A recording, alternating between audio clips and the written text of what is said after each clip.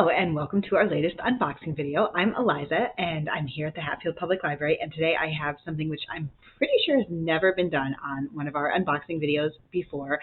In order to get things on the shelf as quickly as possible, two of my intrepid staff processed the books and then put them back in the boxes, and when they put them back in the boxes they sorted them by fiction and nonfiction. So I am going to do a box that is entirely fiction.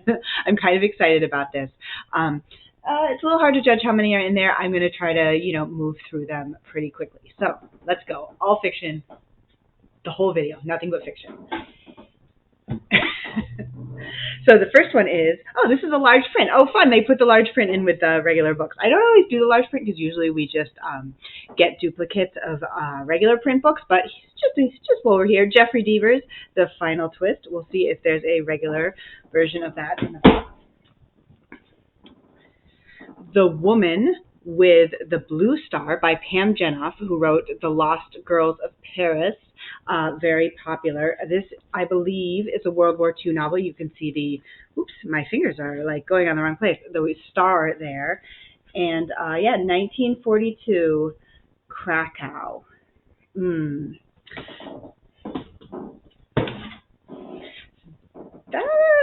The Night Portrait by Laura Morelli. I think this is a replacement for a book that we had that got broken. So you've probably seen this one if you're a loyal viewer, but just as a reminder, it is a novel of World War II and Da Vinci's Italy. So like an interesting combination there, two different timelines. Okay. What's Mine and Yours? Author of Halsey Street. And the author's name, this is the first time this has ever happened. I can't see here's the author's name, Naima Koster. And it's a Read with Jenna book. It takes place in Piedmont, North Carolina. A county initiative draws students from the largely black east side of town into the predominantly white high school. So I guess this is like, I'm trying to figure out if this is happening right now or if this is from earlier in time, because it says it occurs over 20 years, because I feel like those kind of sort of redistribution initiatives happened a lot in the 80s and 90s. So this follows two students over 20 years. Not Dark Yet, a DCI Banks novel. This is by Peter Robinson, and he writes this detective series with Detective Inspector Alan Banks that takes place in Yorkshire. This is one that I know some people are going to be excited about. Stacy Abrams writes Well, Justice Sleeps. When I first saw this title, I kind of assumed it was nonfiction because, the title would still work. But nope, it's a novel. And she was a novelist before she became a politician. She was a romance novelist, but this is more like a crime legal thriller. Set within the halls of the U.S. Supreme Court. I've already put holds on that for patrons. I know people are excited. You knew that there was going to be at least one book by James Patterson. This one's called The 21st Birthday, and he's writing with Maxine Petro. But only he gets a picture. Another one I've been putting holds on for people and was like, I might read this one myself. It's Jennifer Weiner, reliably very readable, and this is called That Summer. And it's about a woman with a very busy life who should be content, but she's unhappy because she's lost the only real friend she's ever had. I find her characters to be very relatable. And, you sort of think of friendship as being a more like maybe child's problem, but actually it's hard for adults too. So I like it. Okay, here we have another one. This is Arsenic and Adobe. I've talked to a couple of people who've already read this and really enjoyed it. It's by Mia P. Manansala, and it's a Tita Rosie's Kitchen mystery. I have heard that it's a cozy mystery, so if someone's looking for something without a lot of stab violence, this would be a good one. And it's about a woman who's tasked with saving her Tita Rosie's failing restaurant, but she also has a group of matchmaking aunties who shower her with love and justice. So it says Nora Ephron meets Agatha Christie. That is such a good, like, two combination of authors who definitely should be brought together. Whereabouts by Jhumpa Lahiri, who is the winner of the Pulitzer Prize. I loved her other novels. This novel has an interesting twist, which is that it was written in Italian, which she recently learned, and then translated into English.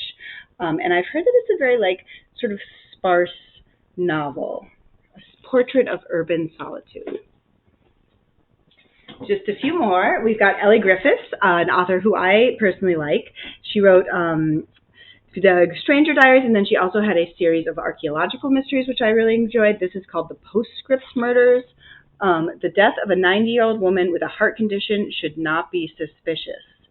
But for some reason, apparently, it is.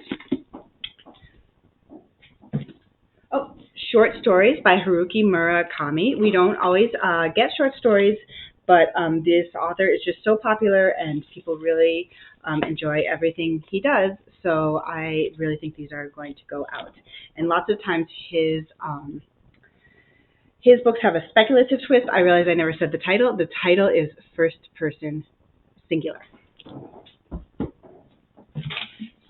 5 more books just to keep you, so you know what's going to go on. This is by Martha Hall Kelly, and it's called The Sunflower Sisters. Her first book was really popular, called The Lilac Girls. Takes place during the Civil War. It's a Union nurse who crosses paths with a young enslaved girl who's been sold off and conscripted into the army. And then there's another character who's a Southern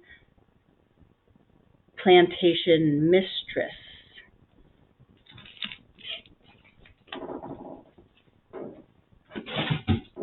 Another big one, Mary Kay Andrews, The Newcomer. Could this fish out of water be in too deep? I love that little blurb there. That's so fun. In trouble and on the run. Oh no! Wow, this got dark. This starts out darker than I thought it was going to. After she discovers her sister, I gotta slow down. After she discovers her sister Tanya dead on the floor of a fashionable New York City townhouse, Letty Carnahan is certain she knows who did it. And her sister says, if anything happens to left a note, if anything happens to me, it's Evan. Promise me you'll take Maya and run. So she takes her sister's car and her sister's daughter, and she goes on the run. The Unkindness of Ravens, a Hilliard, by Me E. Hilliard, and it's a Greer Hogan mystery. Oh, and the main character is a librarian. We love books where the main character is a librarian who also has the habit of stumbling upon murdered bodies. Ooh, the first one was her husband. Wow, I am grateful I don't have the habit of stumbling upon murdered bodies. Usually I just stumble upon random books I want to read, but that is a good premise for a book. Mary Kubica, another popular author. This one is called Local Woman Missing. She wrote The Other Misses. Oh no. So this is about several women go missing, and then they're trying to figure out if the cases are connected. And it seems like there must be wilderness involved because there's all these trees on the front. The very last book, here we go. It is Libertie by Kaitlyn Greenidge. I really like this cover with the silhouette of the woman and then the sort of nature in the background.